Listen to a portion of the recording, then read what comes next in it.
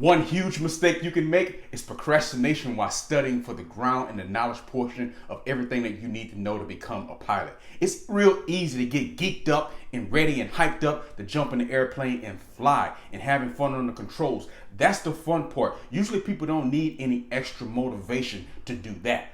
But studying, that's a whole different ball game. Studying all the knowledge that's going to be required for you to get your pilot's license is something that people have a tendency to procrastinate on and to put off. You're only delaying the inevitable by doing this. You're also prolonging your pilot journey and making everything more expensive for you by doing this. So do not procrastinate when it comes to studying, and do not wait to be motivated. I'm gonna give you a little secret here, a little secret sauce. Motivation is BS. You don't want to wait in life to be motivated for things. You want to be disciplined. Discipline trumps motivation. If you wait to be motivated for something, you're only going to do it every once in a while, because there's only a few moments in your life where you're going to be genuinely motivated to do most things in life.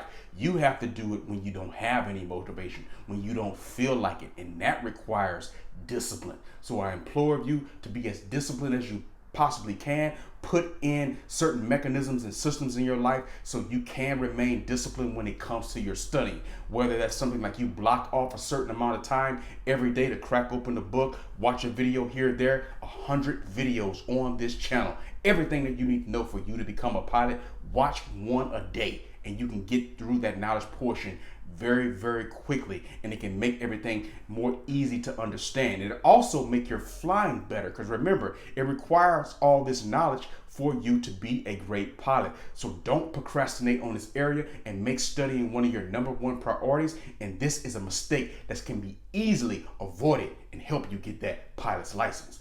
Lego. Mistake number 2, avoiding things that you're not good at. This is a habit that we all have as human beings, to have a tendency to want to avoid things that we're not good at. But remember, you're getting a well-rounded, comprehensive view of what it takes to be a pilot when you're getting your pilot's license, and you're going to have to be able to execute on everything. So if you are intimidated or fearful by things like radio comms, you avoiding them and allowing your instructor to do the majority of the comm work while you don't get the reps in and you don't get the practice is not helping you. So do not avoid that. Jump on those comms and struggle through it in the beginning until you become more fluid with it. Again, same applies for maneuvers. If you're afraid of a certain maneuver, whether that's power on, power off stalls, or slow flight, or anything of that nature, you don't want to avoid that. We have a tendency to, oh, you only want to practice something that you're really good at and want to do that. And you want to request that you do a lot of that over and over. It's great as it helps build your confidence, but avoiding the things that you're not good at, 1, you're not getting any better at it. 2, you're not progressing through your pilot journey. You're remaining stagnant because you're not working on the things and you're trying to avoid the things that you're not good at. So don't fall into that mistake and that habit of trying to avoid things. One trick to this is, if you know for a fact that you're not good at something, request to your instructor, you want to do that first at the beginning of your flight lesson. When you're fresh, when you have all your wits about you and your mind about you at the beginning of the lesson, request to do the hard things first. And then as a reward to yourself, you can practice that thing that you're really good at the end of your lesson. So that way you're always ending every lesson on a high note, regardless of what happened throughout the lesson, by practicing something that you're already good at. But you're going to do the hard thing first. You're never going to avoid it. You're going to make it the first pill that you swallow when you're in the cockpit. This will help you get through it, and this will help you get better at it very quickly. So do not make this mistake by avoiding things that you're not good at. Mistake number 3, rushing through pre-flight. Always take your time when you're pre-flighting. One of the benefits that you have as a student pilot in the very beginning is the fact that you haven't developed any bad habits yet. You're new. So you need to take full advantage of this. And here's the secret of how you take full advantage of this. You learn to do everything correctly and from the very beginning, and you develop the good habits. That way, when you're further down the line in your pilot journey, you don't have to go back and try to correct a bad habit, because that's harder to do. But if you start from the very beginning, like, hey, I'm new, I don't know anything, I'm absorbing all this information, so let me take my time, slow down, and do everything the right way from the very beginning. So that way I'm developing the habit of doing it correct, and I don't have to go back and try to correct this bad habit that I developed over a significant period of time. That's much harder to do. So don't put yourself into that kind of position by making the mistake of not doing a thorough pre-flight each and every time. So you do this by simply, one, arriving a little bit earlier, just so you have the time to do it. Because if you're rushed just simply because of time, now all of a sudden you're not even giving yourself the time to prepare for your pre-flight, and you're just rushing through it. And also too, don't be so anxious to jump into the cockpit and start flying that you just miss and skip over things in the pre-flight. Always do a thorough pre-flight check. A nice game that you can play with your instructor, if your instructor is down with this, ask them to maybe change something on the airplane. And that way, if you don't do a thorough pre-flight, you're not going to catch it. So they're going to purposely, before you arrive, may change a little something, alter a little something on the plane. And if you don't do a nice thorough pre-flight before you going out, you're not going to catch it, and they're going to know you didn't check it. This is a great way to get you in the habit of checking everything on your pre-flight and doing a comprehensive and thorough pre-flight each and every time. And you're going to notice that your time that it takes you to do a really thorough pre-flight is going to start to reduce itself over time, but simply because you're going to have a nice flow in how you do it. And you're going to start in one position of the plane, and you're going to work your way around, and it's going to become systematic for you. So whatever time it takes you in the very beginning, it's not going to take that exact same time each and every time, but you do want to make sure that you're doing it slow and that you're making the necessary precautions for everything. This is going to help you in the long run as a pilot. So do not make this mistake as a student pilot. Mistake number 4, sticking with the incompatible instructor for way too long and not being open to having different instructors who provide a different perspective. This is very key in the very beginning. Let's take these one step at a time. The very first one, sticking with an incompatible instructor for way too long. Before you even decide that you want to pursue becoming a pilot and you've done your due diligence, let's just say you did your research in terms of finding the right instructor for you. Maybe you followed the tips on the videos on this page and picking that perfect instructor for you. But then as you started to get along in the process, you started to notice some incompatibility and some things that you may have missed when you were doing your research. And don't get it twisted. It's not a matter of, oh, you have an instructor who's challenging you. That's a good thing. I'm talking about when there's significant incompatibility that's slowing down your process and inhibiting you from progressing and moving forward. You need to identify this and correct this as early as possible. Because if you prolong the situation, you're wasting a lot of time, and you're also wasting a lot of money, particularly if you're not going anywhere and you're stagnant. That's part 1 of this mistake. Part 2 of this mistake, we're talking about not being open to different perspectives and different instructors. Every instructor has a different style of teaching. They probably learn differently, or different flows, different things that they do. You want to be open to everything, because as you go throughout your pilot journey, you can learn from each and every one. Just think of yourself like this big pot of gumbo. In gumbo, there's all these beautiful ingredients that are involved in gumbo that you're just extracting and pulling from everywhere, whether it's sausage, crab legs, and all these wonderful ingredients, shrimp, everything. And it all comes together and makes this beautiful dish. Your pilot mindset is kind of the same way.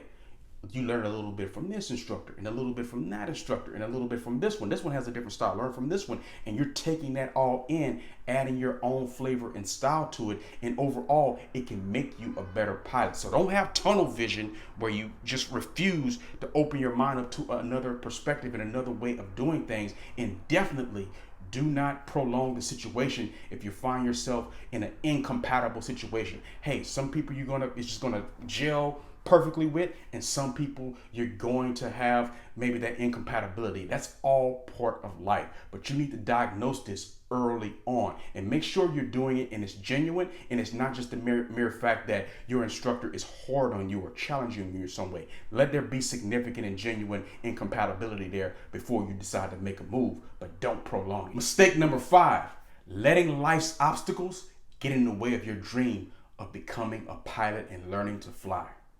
This is a really big one, because if you talk to a lot of people have the story of they started their pilot journey at some point, and then they got a few hours here and there, and then something happened in life and it derailed their dream of becoming a pilot. If you've heard that story once, you've probably heard it 1,000 times. So at this level, at the student pilot level, you're asking yourself, what do I have to do to make sure you're not the one telling that story months from now, a few years from now, etc., and that you actually make it to the finish line? You need to obsess over this to the point where you're not going to allow life's obstacles to get in the way of your dream of learning to fly. Things are going to happen in life because that's just a natural part of life. But you want to cover and protect this dream that you have. You want to protect this dream at all costs. You don't let anything deflate your own dream. Through the good times, through the bad times, through everything that you're going to go through, you're going to stay on this dream and you're going to protect your dream at all costs. Do not allow life's obstacles and the challenges that may come with life to just completely derail your dream. And if you found yourself in this position where you have been derailed, you can easily just get back on that horse and get to that finish line that you always dreamt of being, and being at the end of the game where you are flying and having fun. Mistake number 6, not having strong situational awareness. Make sure that you're not the type of person that becomes fixated on one thing. You never want to do this in aviation, particularly as a pilot. There's a lot of things that you must be responsible for to get back on the ground safely, so you never want to be fixated on just one thing. I'll give you an example, particularly at the student pilot level, of how this can maybe trip you up if you don't continue to practice strong situational awareness. Let's say you're flying along, right? And then, of course, you're feeling a little bit intimidated by radio comms, like many people are. It's very natural. But you're so intimidated by it and you're so focused on it, you're thinking about that next radio call that you're making, that you're taking your eyes off the horizon. You're taking your eyes off your instruments. You're not aviating and navigating properly because you're so nervous and worried about making that right call and not stumbling across your radio comms. Remember, aviate, navigate, then communicate. Always fly the plane first. But it's an example of how you can become fixated on one thing. Let's just say one of your instruments all of a sudden stop working. Don't become so fixated on that instrument that you forget to fly the aircraft. Don't be fixated on anything, one thing in aviation. Always have that broad view and that macro viewpoint about everything that you're doing. So even at this level, always practice those good habits of having that strong situational awareness where you're looking at the whole picture, not just this one little thing that may or may not be right, or something that's in your mind about something that's you getting ready to execute, and you're so worried about that you forget the main thing. Always fly the plane first. Mistake number 7, always using your checklist.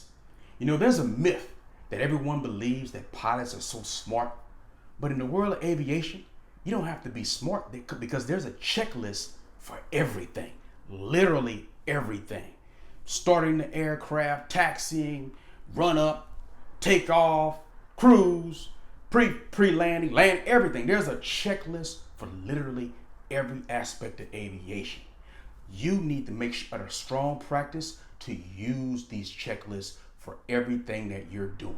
You want to make sure that from the very beginning of your journey all the way until the end, until the aircraft is back at the hangar and tied down, you always use a checklist for everything. Now, over time, you're going to develop this habit where you may have your mental checklist and then you just verify with the physical checklist. Nice and easy, nice and smooth, but you're always using it. You're never in a position, you're never at a point where you don't even know where it is. It may be under the seat, behind, in the back, simply because you're not using your checklist. This is a very bad habit to get into. So again, take advantage of the fact that you're a student pilot. In the very beginning, you don't have any bad habits. So you want to develop the good habit. You always check your checklist for every stage of flight. That is a very good habit to have. And if that gets be ingrained into your mind at that level and then stay with you throughout your entire pilot journey, you'll be so far ahead of the game. Always use your checklist for every aspect of flight. Mistake number 8, not doing a thorough and comprehensive flight plan that includes everything, including a comprehensive weather report. Just doing things kind of more on an abbreviated kind of scale. Don't develop the mistake and the bad habit of doing this, because you never know where that more detailed piece of information can be something that can keep you safe. So whenever you're planning a flight, you want to know as much information as possible about the route and the plan that you have in place. You don't want to just have small little dribs and drabs of information and not having a thorough thing. You got it planned out completely. Not only you got alternate airports, comprehensive weather reports, you know, weather at every stage along the way, the whole thing, all frequencies, everything tapped in. You never want to just do this shorthand or just taking shortcuts. It's always best to have more information than you would need and maybe even use than to not have that great piece of information that you need and you don't have it on hand because you didn't do it in part of your flight planning. So everything that you do, and you can start flight planning in the very beginning, make it a habit to do that. Even though in the beginning, hey, you may just be going to a practice area and practicing some maneuvers and then doing a return flight back. That's fine. You can still plan that. What is that weather going to be like over there? What is it going to be like when you take off? What is it going to be like when you return, etc.? A lot of different things. What frequencies they're going to use, etc. You can still get into the habit of always doing a flight plan for whatever you're doing. That way, comprehensive one. So that way, whenever you are doing that long cross country and you are doing a variety of other things, this whole flight planning thing isn't something that's new to you. And it isn't something that you're going to skip over or just do little bits to kind of get through it. You're going to do the whole plan because you never know which piece of information you may have to use in flight. Mistake number 9, not using enough rudder. Always make it a habit to be coordinated in flight. And by doing that, you're dancing on those rudder pedals at all times, particularly on takeoffs, on landings, but also on turns, various other things. You always want to try to be as coordinated as possible. It's very easy to keep those feet planted on the floor and not on those rudder pedals where you want them to be, particularly to kind of keep you coordinated in flight and to keep you flying well. And you can get into certain aircrafts where it's going to be a stronger necessity for you to be on those rudder pedals, particularly if in your future you want to fly a tail wheel and you want to swing and bang that thing, you're going to have to be on those rudder pedals even more so and more accentuated on them throughout flight. So start these kind of habits early. Those left turning tendencies can creep up on you at any time. If you want to review the 4 left turning tendencies, there's a video where on this page, over 100 videos talking about that thing, but it can creep up on you at any given time while executing any maneuver in flight. Stay on those rudder pedals and make sure you're doing yourself the justice by always being coordinated in flight. Lego. Mistake number 10, having a deft grip on the yoke. This is something that in the very beginning, you may develop this deft grip and feel like you have to grip the airplane with both hands at 10 and 2 and locked in real heavy, when you do not have to do this. The plane wants to fly. Hey, no jerking. Let the plane do the working. Be relaxed and comfortable on the controls. This is going to should give you more of a relaxed vibe, less anxiety, and understanding just flight and how lift is working and executing, so you don't have to pull back, you don't have to yank, you don't have to have a deft grip on the yoke, and you'll be perfectly fine. It's a common mistake and it's something to think about, obviously, but make sure you have a natural habit again in the very beginning of being easy and gentle on those controls. If you can get this started in the very beginning, it's going to make all of your flows and everything that you do in flight so much smooth and better, simply because you don't have a deft grip on the yoke. Mistake number 11, not making it a strong habit to use both a nice combination of visual and instruments while in flight. Never become so fixated on your gauges that you're not looking outside, particularly when you're getting that visual flight rule license at a private pilot level. Remember, you want to use the visuals on the outside, but you also don't want to just simply ignore your instruments. This is a great opportunity for you to become well versed on both. And that's exactly what you want to do. Where you're flying the plane, you're checking outside, you're verifying with your instruments. You're checking outside, you're verifying with your instruments. You're looking at your instruments, you're verifying outside. You're seeing what it looks like to be at that straight and level flight. You're seeing what it looks like to be at 30 degrees of bank, 20 degrees of bank, etc. You're doing it all, you looking at both. Not just being fixated on one, like you're so focused on the gauge and you're just chasing. You're chasing the numbers on the gauge and you're not looking outside as well. Or vice versa, where you stay outside the whole time and you don't look at any of your gauges to verify any of this information as well. At this level, particularly in the very beginning, you want to be looking at both and getting, again, the full picture. This kind of ties into one of the earlier mistakes, not being fixated on one thing.